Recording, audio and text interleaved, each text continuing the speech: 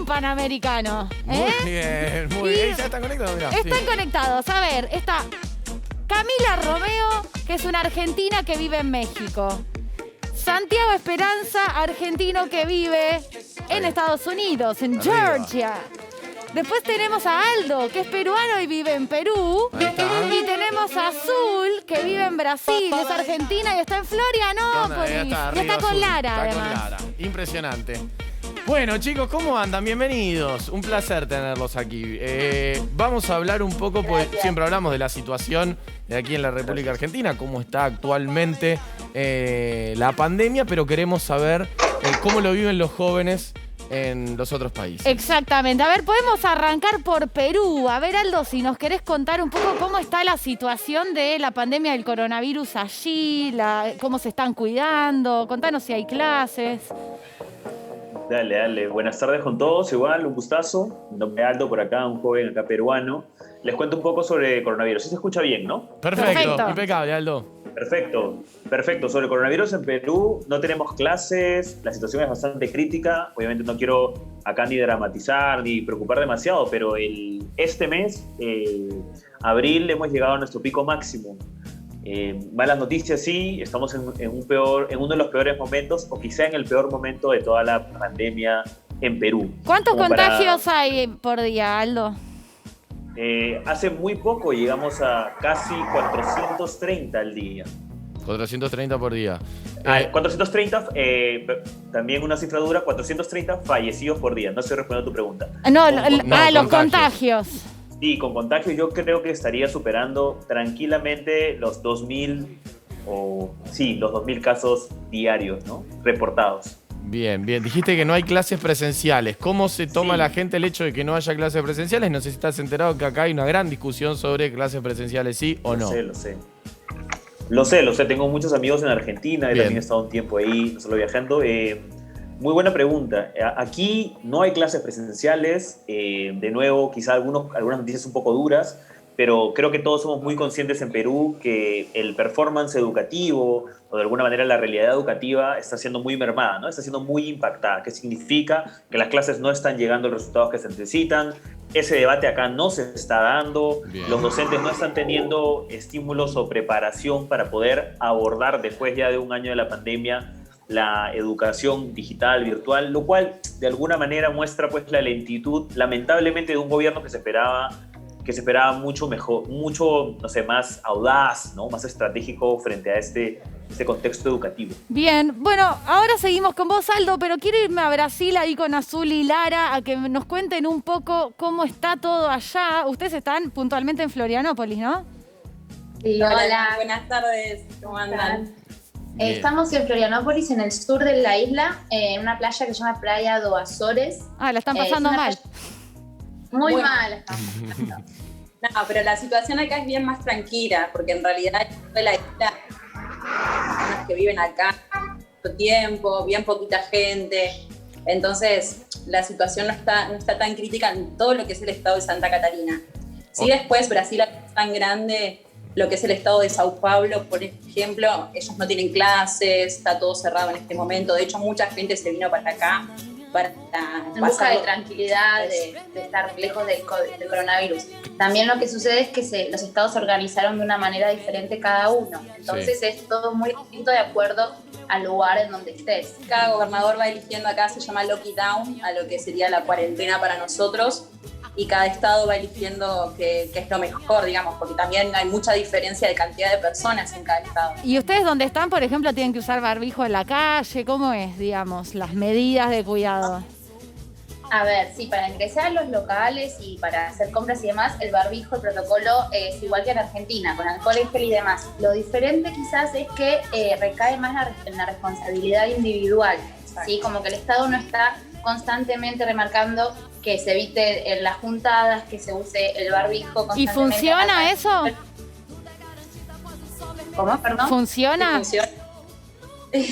Y está complicada la situación acá. Claro, a Hay ver, casos- pongamos en situación en el sentido de, desde la decisión presidencial por parte del presidente Jair Bolsonaro, tiene una política prácticamente antipandémica, ¿no? Sí, Donde negó, dijo era una la gripeciña. Exactamente, gripeciña, el uso del No, acá- barbijo lo desconoce, el distanciamiento social, incluso hasta llegó a decir que él no se hace responsable si cuando compra la vacuna uno se puede transformar en un yacaré. O sea, No, tremendo. Esa es la política por parte del De hecho, presidente. cuando tenía COVID, ¿te acordás? Le dio una nota a varios colegas con COVID, sin barbijo, cerca de los colegas. Pero Claro. bueno, que igual donde están ellas parece que está todo más tranquilo. Claro, o Quédense sea, ahí en la isla. ¿Es eso? Digo, pueden caminar por la calle sin barbijo donde están ustedes? Sí, hay gente que camina por la calle sin barbijo, pero es como decíamos recién, depende de la responsabilidad individual de cada uno, ¿no es cierto? Lo que es real es eso, que el Estado no estaría como reaccionando, haciendo nada para parar los casos o impulsando algunas medidas de precaución. Como Claro. que recae mucho en la individualidad. Acá en el hostel que nosotros estamos viviendo se decidió que no va a haber más diarias, sino que hay huéspedes mensualistas. Eso es también para evitar el entrar y salir gente todo el tiempo. Pero después hay hostels que siguen manteniendo las diarias, como Mirá. siempre. Bueno, lo que están viendo acá es una pantalla que la tengo atrás mío, que hay jóvenes de Latinoamérica, de México, de Perú, de Estados Unidos, de Brasil. Y en la pantalla de allá tenemos nuestro Zoom federal, San Juan, Río Gallegos, Chubut, Salta, Río Turbio. Estamos en todos lados, obviamente, acá también con Gastoncito e Inés Elamba. Jóvenes conectados de todo el mundo y estamos hablando de la pandemia. A ver, hablábamos de Perú, hablamos de Brasil, que Brasil, hay que decir la cantidad de, lamentablemente, digo, es muy fuerte el dato, está por llegar a los 400.000 muertos, una locura, una barbaridad. Hace menos, un mes, un poquito más, estábamos hablando de 300.000 muertos y en poco tiempo ya está por superar esa barrera de los 100.000. Vamos a ir a México ahora, ahí está Camila. Camila, contanos cómo está la situación allá, más o menos en relación a lo que venían contando los chicos en Brasil, en Perú. Hola chicos, buenas tardes. Aquí la verdad que están las cosas bastante más calmadas a lo que era, por ejemplo, en febrero, en enero, que estábamos en pleno semáforo rojo. Ahora estamos en semáforo naranja. ¿Vos dónde y Claudia estás? Sheinbaum, que es la jefa de gobierno. Esto es Ciudad de México. Ciudad de México, bien. Pero también cada estado tiene como diferentes reglas, diferentes semáforos. Aquí estamos en Ciudad de México con el semáforo naranja y parecería que se va a pasar las próximas semanas, según los números, los casos, el aumento o la disminución, a semáforo amarillo.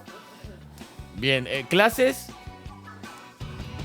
Pero las clases, acá justo tengo una calle llena de escuelas, jardines, secundarias, primarias, no volvieron. Iban a volver en marzo y ahora parecería que volverían en agosto. Bueno, Con todas las medidas de prevención, con todos los profesores vacunados y De test marzo a agosto, psicológicos son- previos.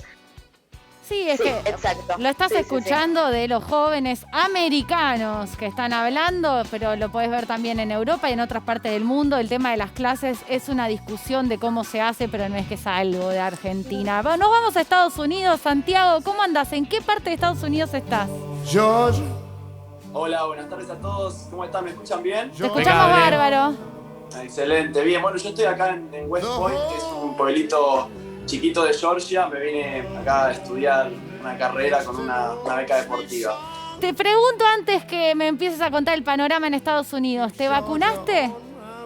Sí, me vacuné, ya me di las 2 dosis de la vacuna de Pfizer. Fue increíble la facilidad con la que me puede dar la vacuna. Fui a una farmacia un día, sin un turno, di mi nombre, mi fecha de nacimiento, me vacuné, a los 21 días volví y ya estaba todo resuelto. ¿Cuántos Increíble. años tenés? 18. 18 años. Bueno, ahí está las diferencias en el mundo, sin ¿no? duda. Luis Ávila de San Exactamente. Juan tiene una pregunta para ustedes, sumamericano. Bueno, yo quisiera preguntarles a ustedes cómo ven el manejo de la pandemia acá en el país, en Argentina, y qué opinan de esto que se le ha llamado la politización de la pandemia. ¿Cuál es la perspectiva que cada uno desde sus lugares tiene? Bueno, a ver, Aldo en Perú. Voy. Quiero ser como muy puntual con la respuesta. La pregunta es sobre la situación en Argentina o en mi país. En Argentina. ¿Cómo lo ven ustedes? Ok, buenísimo. Solo para ser muy preciso. Mira, a mí me parece muy interesante cómo lo marcas. A ver, creo que la politización de la pandemia es algo que finalmente, principalmente polariza, ¿no? Para empezar, polariza, porque hay bandos y como bien ustedes han marcado, también se debate sobre si es que los colegios deben volver, si no deben volver, que es una discusión que también se está dando aquí. Punto siguiente, las vacunas, ¿no? Siento que también las vacunas y el ingreso o no de la empresa privada, ¿no? Al poder, a distribuirla en la sociedad, es algo que en mi país, y estoy seguro que también el de ustedes, ha generado mucho debate, porque ha politizado finalmente la pandemia, ha mostrado posturas muy contrarias en el que si debería haber un orden estatal o un régimen público de gestión pública o si las empresas privadas deberían entrar a distribuirla, ¿no? Lo veo de esa manera. A mi parecer, la pandemia es algo que ha sobrepasado a todos los países latinoamericanos y creería que en verdad tenemos mucho que aprender de países como Estados Unidos, que incluso en estos momentos tienen políticas más abiertas o más expansivas sobre la distribución de la misma y con mejores tácticas. Ahora vamos a hablar un poco con Santiago de lo que está haciendo Biden, porque la verdad es fenomenal. Pero Gastoncito tiene una pregunta para también el sudamericano. Sí, yo quiero saber si en algún país notan que la gente está de acuerdo con cómo se gestionó la pandemia. Levanten la mano. Así va direccionada para todos la pregunta. No, claro, ¿No? en ningún país del mundo nadie está contento con cómo se gestionó la pandemia, ¿no? Es así. Esa era mi pregunta. Quería ver si alguien estaba feliz con cómo se había hecho. Va un poco en la línea con Gastoncito, porque acá lo que sucede mucho es esto de politizar, como decía Luis, la pandemia, y hay mucho joven que se niega a usar el barbijo, hay como una especie de, y jóvenes súper conscientes, no hay como una especie de mini debate que no debería, ¿no? Un poco existir. Les quería preguntar a ustedes, que viven en otros países hermanos, ¿cómo es la situación de la juventud con respecto a la pandemia? Digo, ¿se lo toman en serio? También hay estos debates de no, me saco el barbijo, no pasa nada, yo no contagio. ¿Cómo es esta situación? A ver, Santiago. Creo que como recién estaban hablando, me parece que depende mucho de los sectores también. En Estados Unidos está Santiago, aclaramos, sí. Perdón. Sí, me parece, decía que creo que depende mucho de los sectores de la población, haciendo referencia a la pregunta que hacían antes, de si como país uno estaba contento de cómo venían manejando la pandemia. Creo que depende mucho de cada sector de la población, de cómo lo manejan. Yo creo que acá la juventud, por todo lo que viví estos meses, creo que va mucho en la responsabilidad de cada uno en cómo se lo quiere tomar. La realidad es que las restricciones ya están prácticamente, son nulas. Yo para ir a la universidad, hay clases online, hay clases presenciales, sí con barbijo y con sus debidos cuidados, pero para andar por la calle, en gimnasios, en supermercados, ya ni siquiera, algunos lugares ya ni siquiera te requieren tener barbijo. Entonces creo que al final está en cada uno en lo que decida, ¿no? Si quiere cuidarse uno mismo y cuidar a otros en el camino. Bien, bueno, Sol en Santiago del Estero tiene una pregunta para alguno de ustedes 5. Sol, decinos, ¿a quién querés preguntarle? Yo quería, es más general mi pregunta porque va relacionada con la organización de la vacunación, si se había puesto en duda la aplicación ahí en sus países como se ha puesto en la de nosotros, que hay un montón de personas que no se quieren vacunar y no creen, y también sobre la organización, si va de mayores o si van libremente por apellido, como funcionaba en Israel, por ejemplo. A ver, me parece muy interesante. A ver, luego la suelto a quien quiera. Vamos a Brasil, a ver, Azul y Lara.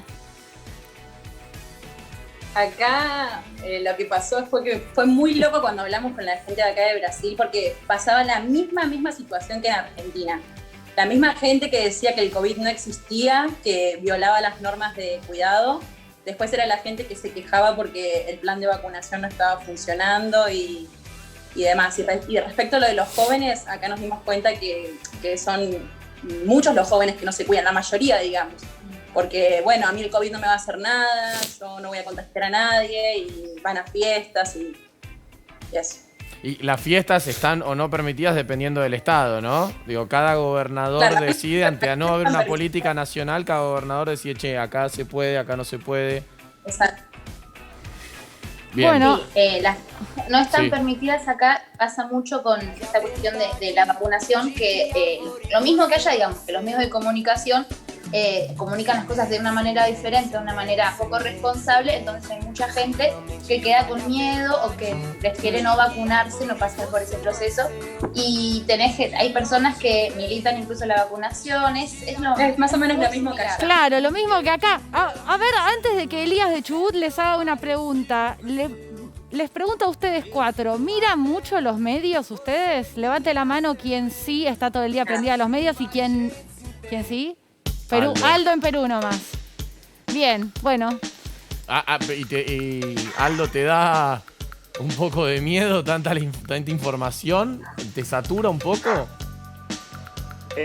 Es una muy buena pregunta, ¿no? Hay un término infoxicación, se llama, ¿no? Que es por la intoxicación por la misma... O infodemia también. O infodemia también, eso por un lado. Mira, desde mi lado yo soy comunicador, estoy metido en un partido político, trabajo mucho también con políticas públicas y en proyectos de sostenibilidad. Entonces trato de alguna manera manejar la información, ¿no? Trato de que esas decisiones y que el discurso de las organizaciones sea muy, muy acorde con cómo está el contexto, ¿no? Sin esa información uno podría. Para responder la pregunta, no siento que me sobrepasa. Creo que igual es bien duro, pero creo que uno ya comienza a sacar capas, ¿no? Comienzas a endurecerte bastante y probablemente a perder cierto nivel de preocupación. Bien, ahora quiero saber por qué Cami en México, ahí se apagó justo la cámara, pero si estás ahí, Cami, quiero saber por qué levantaste las manos de que elegís no informarte con los medios. Sí, no, porque acá también hay mucha desinformación. Yo quizás prendo el noticiero, me entero de algo, voy y le pregunto a cualquier persona y me dicen que no es así, que mire más las redes o más Twitter, porque dicen mucho, hablan mucho por hablar. Es increíble porque sí, hay mucha desinformación acá. Y prefiero no sobreinformarme también. Bien, bueno, Elías en la provincia de Chubut tiene una pregunta para ustedes 5. Hola chicos, buenas tardes. Les quería consultar porque hubo también una discusión bastante profunda sobre la cuarentena estricta, que en Argentina se inició de bastante temprano, tuvo una duración bastante prolongada y en cierta parte funcionó para aplanar la curva de contagios, pero hubo un gran impacto en la economía. Entonces mi pregunta es, ¿qué piensan ustedes de la función de la cuarentena estricta? ¿Prefieren una cuarentena estricta hoy en día que puede ocasionar impacto en la economía o prefieren otras medidas? Y si hay otras medidas, ¿cuál prefieren? Me interesa la opinión de Estados Unidos y de Brasil, que no lo hubo tanto. Vamos con Santiago, en Estados Unidos. Creo que en este momento a este punto ya además de más de un año que apareció el coronavirus en todo el mundo, ya con la presencia de las vacunas y ya de haber vivido esa etapa en donde estuvimos todos encerrados en nuestras casas en casi todo el mundo, creo que ahora no es la mejor decisión volver a una cuarentena estricta, sobre todo, y por lo menos hablo de la situación acá en Estados Unidos, cuando ya después de 6 meses con la economía y con todo el país abierto, están bajando los casos y la cantidad de vacunaciones que hay es ya altísima. Entonces creo que a este punto no habría mucho sentido volver un paso para atrás. Y en Brasil, chicas, que la situación sí es diferente. No hay una campaña de vacunación que haya avanzado fuertemente, los casos aumentan, las muertes también. ¿Qué piensan ustedes?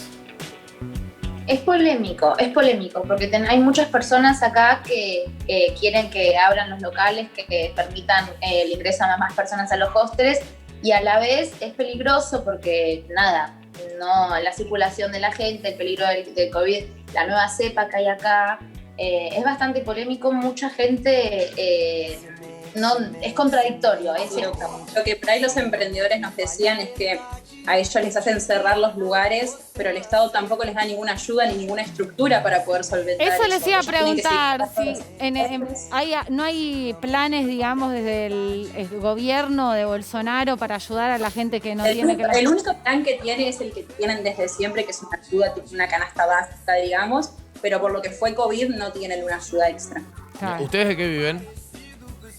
Nosotras vendemos artesanías, hacemos alfajores, vendemos en la playa. Bueno, escuchen, ¿tienen una cama de más para cuando se pueda viajar? Tenemos. Cuando pase la segunda ola y todo. Estamos el hostel.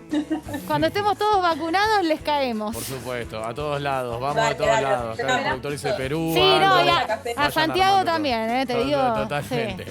Chicos, un placer tenerlos. Gracias por estar acá, por mostrarnos un panorama panamericano de la situación. Sí.